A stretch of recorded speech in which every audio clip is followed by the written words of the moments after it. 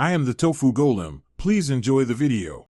You start now, import both skeletons and set a neutral base pose so bone rotations match.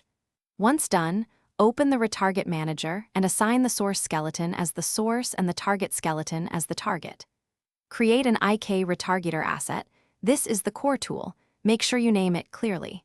You do this to preserve animation intent while translating joint space and to avoid manual key fixes later. Save frequently so you can iterate without losing progress. Next, map bones. Use AutoMap to speed the process, then check wrists, ankles, spine, and neck manually because those affect motion clarity. Once mapped, set IK chains for hands, feet, and the spine. Tweak pole vectors and chain lengths so limbs bend naturally. Adjust pelvis and hips translation rules. This controls root motion translation versus animation-only motion. Make small retarget pose offsets to align T-poses. These micro-adjustments remove sliding. Finally, retarget your chosen animation clips into the target skeleton and preview them in the animation editor or sequencer.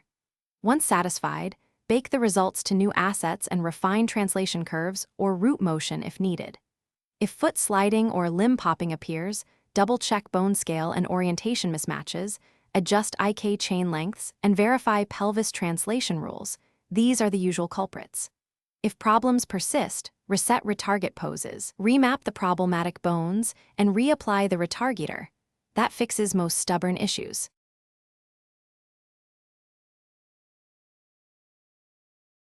Thanks for watching. Consider subscribing if we helped you today.